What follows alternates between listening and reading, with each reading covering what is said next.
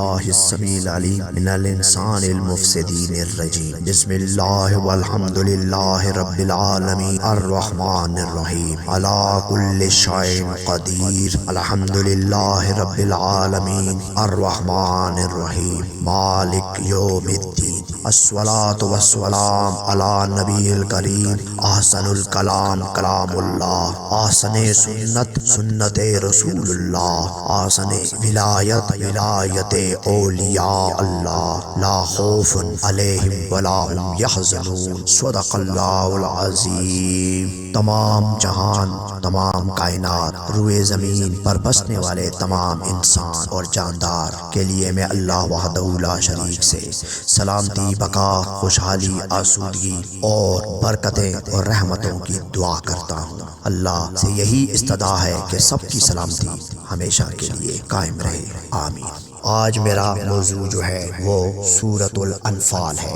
یہ قرآن کی ایک بہت اہم سورت ہے۔ یہ مدنی سورت ہے اور اس کی 75 آیات ہیں۔ 1631 اس کے کلمات ہیں، 5294 حروف ہیں۔ انفال مال غنیمت کو کہتے ہیں، لہٰذا اسی کے اوپر یہ سورت جو ہے وہ اپنے اہم نکات کے ساتھ پیش ہوتی ہے۔ جنگ بدر میں قریش کے لشکر کی شکست کے بعد مال غنیمت کی تقسیم کا مسئلہ پیدا ہوا اور اس کی تقسیم پر مسلمان لشکر میں نزاع پیدا ہوا تو یہ آیات نازل ہوئی کہ غنائم کا یعنی جو مال غنیمت کا تعلق پیغمبر اسلام علیہ السلام سے ہے، وہ جیسے چاہیں تقسیم فرمائیں۔ پیغمبر اسلام علیہ السلام نے اسے مساوی تمام سپاہیوں میں تقسیم کر دیے اور آیت کے حکم کے مطابق برادران دینی میں صلح و مصالحت کا حکم دیا۔ اس کے بعد کی آیات میں پھر ان اموال کو تقسیم کرنے کا طریقہ بھی بتا دیا گیا۔ اس سورت کے شروع میں ان افراد کو جنہوں نے جنگ بدر کے شروع ہونے سے پہلے شہر کے اندر رہ کر مقابلہ کرنے اور باہر نہ نکلنے کا مشورہ دیا تھا اور پھر بدر کی فتح کے بعد مال غنیمت پر بحث و مباحثہ کیا، ان کو تنبیہ کی گئی اور کہا گیا کہ جب ایک لشکر کی صورت کفار سے مقابلہ کرنے کے لیے دوچار ہو جاؤ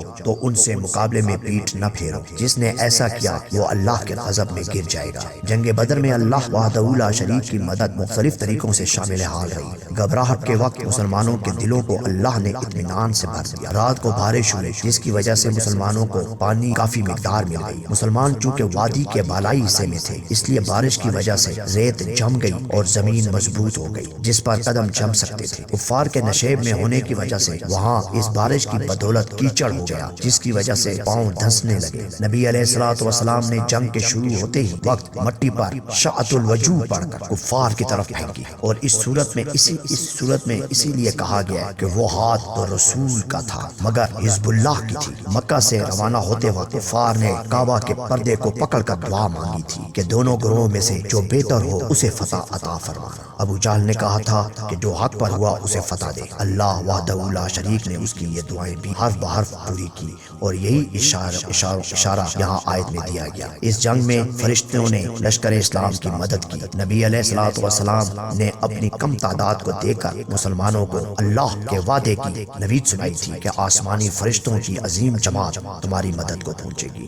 نبی علیہ السلام نے جنگ شروع ہوتے ہی آسمان کی طرف نظر اٹھا کر کہا کہ اے میرے اللہ، اگر یہ گروہ مارا گیا تو تیری عبادت کرنے والا کوئی نہیں رہے گا۔ اس لیے یہاں یاد کرایا گیا کہ وہ وقت یاد کرو جب تم اپنے پروردگار سے مدد مانگ رہے تھے تو اس نے تمہاری خواہش کو پورا کیا اور کہا کہ میں 1000 فرشتوں سے تمہاری مدد کروں گا۔ یہ تم نہ تھے جنہوں نے انہیں قتل کیا بلکہ یہ سب اللہ کی طرف سے ہوا۔ اب ان تمام باتوں کو بیان کرنے کے بعد کہا گیا کہ اے ایمان والو، اللہ اور پیغمبر کی اطاعت کرو اور روح گردانی نہ کرنا اور ان لوگوں کی طرح نہ ہو جانا جو کہتے تھے ہم نے سنا ہے لیکن در حقیقت وہ سنتے نہ تھے۔ گزشتہ آیات میں یہ تمام واقعات اور جنگ بدر کے متعلق حقائق بیان کرنے کے بعد مسلمانوں کو علم، عمل، اطاعت اور تسلیم کی طرف دعوت دی گئی۔ آگے اسی ہدف کو دوسرے انداز میں حاصل کرنے کی کوشش کی گئی کہ اے ایمان والو، اللہ اور اس کے رسول کی دعوت قبول کرو جب وہ تمہیں ایسی چیز کی طرف دعوت دیتا ہے جو تمہیں زندہ کرتی ہے۔ اس آیات میں صراحت سے فرمایا گیا ہے کہ دعوت اسلام دراصل زندگی اور حیات کی دعوت ہے۔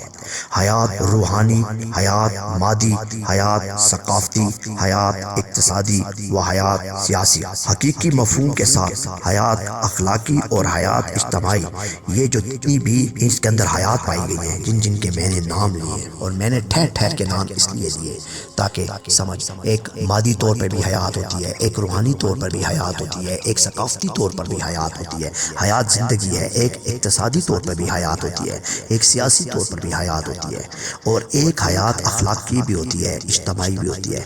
اسلام کی دعوت ہر لحاظ سے اور ہر پہلو سے مکمل حیات ہے۔ اے ایمان والو، اللہ اور اس کے رسول سے خیانت نہ کرنا، اپنی امانتوں میں خیانت کے مرتکب نہ ہونا۔ جان لو تمہارے اموال اور اولاد آزمائش کا ذریعہ ہے۔ اللہ کے ہاں ان کے لیے بہت بڑا اجر عظیم ہے جو اللہ سے ڈریں گے، اور تمہارے لیے حق اور باطل کو الگ کر دے گا، اور وہ تمہارے لیے حق اور باطل کو الگ کرے گا، تمہارے گناہوں کی پردہ پوشی کرے گا اور تمہیں بخش دے گا۔ وہ بخشش کا مالک ہے۔ وہ وقت یاد کرو جب مکہ میں ہجرت سے پہلے کافر سازش کر رہے تھے، اور اللہ کے نبی علیہ السلام کو قید کرنے یہ سازش تھی، یا قتل کر دیں یا پھر ان کو مکہ سے نکال دیں۔ ادھر وہ سوچ بچار کر رہے تھے، دوسری طرف اللہ تمہیں بچانے کی تدبیر کر رہا تھا۔ یہ اس واقعے کی طرف اشارہ ہے جہاں آپ علیہ السلام ہجرت کر کے غار سور کی طرف چلے گئے اور وہاں سے مدینہ ہجرت کر لی۔ اے میرے نبی علیہ السلام، جب ہماری آیات الکفار کے سامنے پڑھی جاتی ہیں تو یہ کہتے ہیں کہ ہم بھی چاہیں تو ایسی باتیں کہہ سکتے ہیں، اور یہ کہ یہ تو گزرے لوگوں کے افسانے ہیں۔ اگر یہ حق ہے تو اپنے پروردگار سے کہہ دے کہ ہم پر آسمان سے پتھروں کی بارش برسا۔ لیکن اے میرے نبی علیہ السلام، جب تک تم ان کے درمیان ہو اللہ ان پر عذاب نہیں بھیجے گا۔ سبحان اللہ۔ اور ان میں ایسے لوگ بھی موجود ہیں جو استغفار پڑھتے ہیں، اللہ وحدہ لا شریک سے معافی کے خواستگار ہیں، اور اللہ کی مسجد الحرام کے پاس ان کی نماز ہے۔ مسجد الحرام کے پاس سیٹیاں اور تالیاں بجانا ان کی نماز ٹھہری، اور مسجد الحرام کا مجاور و متولی تو صرف اللہ ترس اور پرہیزگار ہی ہو سکتے ہیں، اور یہ لوگ خود کو اس کا متولی بنائے بیٹھے ہیں، جو لوگوں کو اس عبادت میں عبادت سے بھی روکتے ہیں۔ اور جو لوگ ایمان لے آئے ان کے گزشتہ گناہ بخش دیے جائیں گے، یعنی جو لوگ ایمان لے آئیں ان کے گزشتہ جو گناہ ہیں وہ بخش دیے جائیں گے، اگر وہ اپنی روح گردانی جاری رکھیں اور دعوت حق کے سامنے سر تسلیم خم نہ کریں تو جان لو کامیابی تمہارے لیے۔ اب مال غنیمت کے جس کا صورت کی ابتدا میں ذکر کیا گیا ہے، تقسیم کی تفصیل کچھ اس طرح بیان کی گئی ہے۔ مال غنیمت سب سے پہلے لا کر امیر کے سامنے رکھ دیا جائے اور اس سے کوئی چیز چھپائی نہ جائے۔ اس کا 5واں حصہ اللہ، اس کے رسول اور رشتہ داروں، یتیموں، مساکین اور مسافروں کے لیے۔ جتنا مال غنیمت ہوگا اس کا 5واں حصہ اللہ، اس کے رسول، رشتہ دار، یتیم، مساکین اور مسافر کے لیے۔ باقی 4 حصے ان سب لوگوں میں تقسیم کر دیے جائیں جنہوں نے جنگ میں حصہ لیا ہو۔ آگے کی آیات میں جنگ بدر کے امداد الہی کے واقعات کی طرف اشارہ کیا گیا، اور اس حوالے سے جنگ میں ثابت قدم رہنے اور اللہ کو یاد کرنے پر زور دیا گیا ہے۔ اللہ اور اس کے رسول علیہ السلام کی اطاعت، صبر اور استقامت کا حکم دیا گیا، اور تکبر، غرور کا انجام شکست اور نابودی بتایا گیا ہے۔ مشرکین کے اس گروہ کی حالت جو بدر میں شکست کے وقت تھی، فرعون کے رشتہ داروں اور ان سے پہلے والوں کی طرح، جنہوں نے آیات الہی کا انکار کیا اور اللہ نے انہیں ان کے گناہوں کی سزا دی۔ مشرکین بھی انہی فرعونیوں کی طرح کے ہیں۔ یہ سب ظالم اور ستمگر گروہ تھے۔ ان لوگوں کو مدینے کے یہودی جنہوں نے بار بار نبی علیہ السلام کے ساتھ کیے گئے معاہدے کی خلاف ورزیاں کی، اگر میدان جنگ میں پاؤ تو ان کی اس طرح خبر لو، اور ان کے بعد ایسی روش اختیار کرنے والے حواس باختہ ہو جائیں گے کہ اگر تمہیں کبھی ان کی خیانت کا خدشہ ہو تو ان کے معاہدے کو اعلانیہ ان کے آگے پھینک دو۔ یہ اللہ نے تنبیہ فرمایا۔ دشمن سے جنگ کے لیے سامان جنگ اور فوج ہر وقت تیار رہنی چاہیے۔ اللہ کی راہ میں جو کچھ تم خرچ کرو گے اس کا پورا بدلہ پاؤ گے۔